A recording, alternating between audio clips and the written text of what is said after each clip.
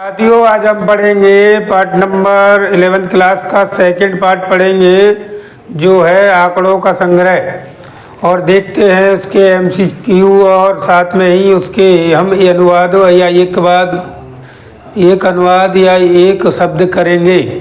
साथियों, देखते हैं पहले नंबर का प्रश्न क्या है। पहले नंबर का क्वेश्चन है, नंबर 1 क्वेश्चन है, सम्मकों के कितने स्रोत होते हैं। तो सम्मकों के आंसर ऑप्शन पहला दिया है 2, ऑप्शन दूसरा है 3, ऑप्शन 4, ऑप्शन 3 है 4, ऑप्शन 5 है, ऑप्शन 4 है 5। तो साथियों, सम्मकों के कितने स्रोत होते हैं तो ऑप्शन 2 राइट होगा कि सम्मकों के स्रोत होते हैं 2 स्रोत कौन कौन से होते हैं। तो एक होता है प्राथमिक स्रोत और एक होता है आपका द्वितीय स्रोत। ये सम्मकों के स्रोत कहलाते हैं। सम्मकों का मतलब आंकड़ा, डाटा, इनको हम सम्मक कहते हैं। अगला है आपका दूसरे नंबर का क्वेश्चन है, जो सम्मक अनुसंधानकर्ता द्वारा स्वयं एकत्रित किए जाते हैं। तो ऑप्शन है पहला प्राथमिक कहलाते हैं, द्वितीय कहलाते हैं, प्राथमिक व द्वितीय कहलाते हैं, उपरोक्त में से कोई नहीं। चौथे नंबर का ऑप्शन है। तो उसका जो सम्मक अनुसंधानकर्ता द्वारा स्वयं एकत्रित किए जाते हैं उसका राइट आंसर होगा वो प्राथमिक सम्मक कहलाते हैं। स्वयं प्राथमिक सम्मक में स्वयं अनुसंधानकर्ता जाकर स्वयं किसी के पास में जाके डाटा को इकट्ठा करता है, सम्मक इकट्ठे करता है, उसको प्राथमिक सम्मक कहते हैं। साथियों, दूसरे नंबर का क्वेश्चन है, तीसरे नंबर का क्वेश्चन है, द्वितीयक सम्मकों के स्रोत हैं। तो ऑप्शन पहला है जनगणना, ऑप्शन दूसरा है भारतीय रिजर्व बैंक, ऑप्शन तीसरा है एसएसओ रिपोर्ट या फिर उपरोक्त सभी। तो द्वितीय सम्मकों में चौथा आंसर सही हो जाएगा, उपरोक्त सभी आएंगे, जनगणना भी आएगा, भारतीय रिजर्व बैंक भी आएगा, एसएसओ आएगा। ये सभी द्वितीय सम्मक के स्रोत हैं। चौथे नंबर का क्वेश्चन है, देव प्रतिचयन की विधि नहीं है। तो पहले नंबर का ऑप्शन है लॉटरी रीति, दूसरे नंबर का है टिपैत की देव संख्याओं द्वारा, तीसरा है ढोल घुमाकर, चौथा है व्यवस्थित रीति।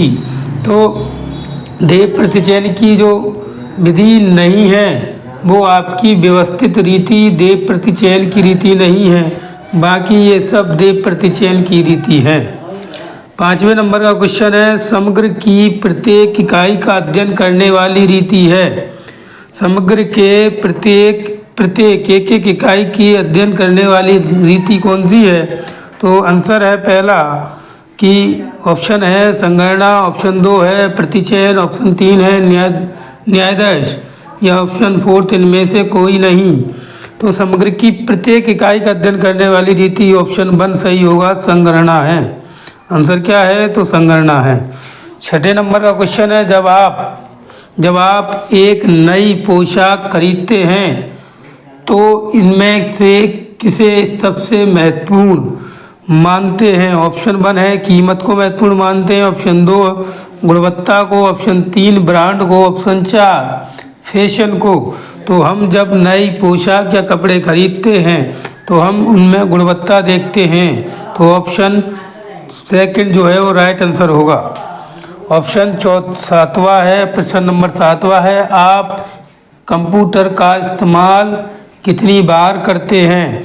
तो ऑप्शन 1 है 1 बार करते हो, 2 बार करते हो, 3 बार करते हो, ऑप्शन 4 है अनेक बार करते हो।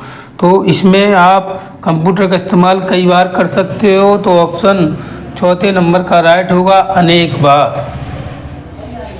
8वें नंबर का प्रश्न देखेंगे क्या है। 8वें नंबर के प्रश्न में हम पढ़ रहे हैं आंकड़ों का संग्रह, अर्थशास्त्र का सेकंड नंबर का चैप्टर है ये और 11th क्लास का फर्स्ट किताब का।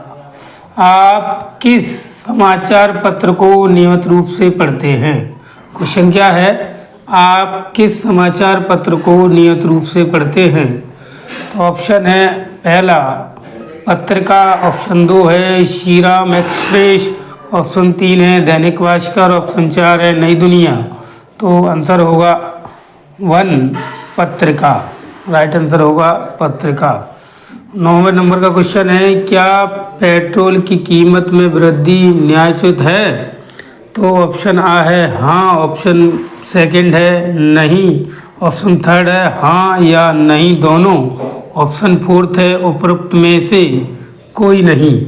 तो इसका ऑप्शन होगा सही कि पेट्रोल में वृद्धि न्यायोचित नहीं है, क्योंकि महंगाई बढ़ने से पेट्रोल में महंगाई बढ़ने से सॉरी पेट्रोल में महंगाई बढ़ने से और भी सामानों में वृद्धि हो जाती है, इसलिए पेट्रोल में वृद्धि जो है कीमत में पेट्रोल में वृद्धि जो है वो न्यायोचित नहीं है, नहीं होनी चाहिए।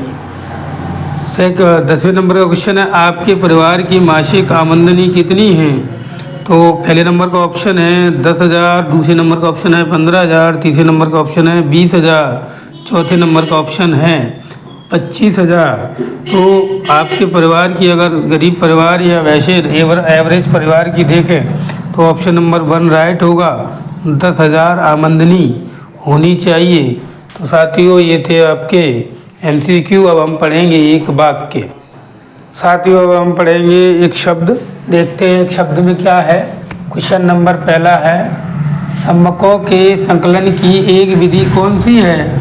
तो आंसर है प्रत्यक्ष व्यक्तिगत अनुसंधान।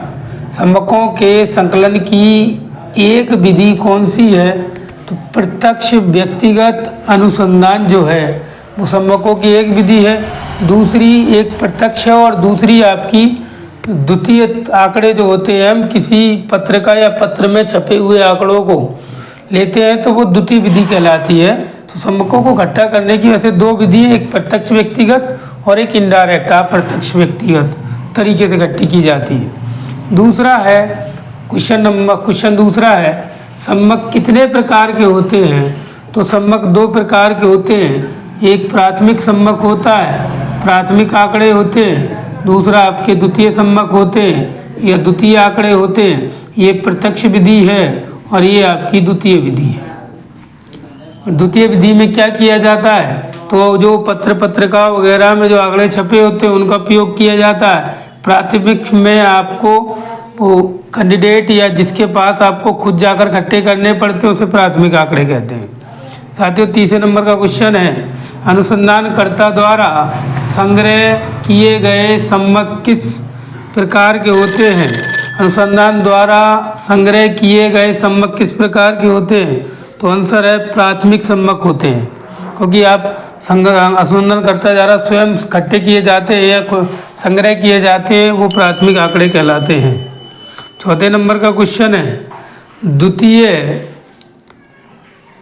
द्वितीयक आंकड़े या सम्मक क्या है? तो आंसर है वे आंकड़े जो किसी संस्था द्वारा पूर्व काल में एकत्रित किए जा चुके होते हैं उन्हें द्वितीय आंकड़े या सम्मक कहलाते हैं। जो द्वितीय आंकड़े कौन से होते हैं? तो वे आंकड़े जो किसी अनुसंधान द्वारा पहले ही संग्रह किए जा चुके हैं और उन संग्रह आंकड़ों का हम उपयोग करते हैं, वह द्वितीय आंकड़े या सम्मक कहलाते हैं। साथियों धन्यवाद।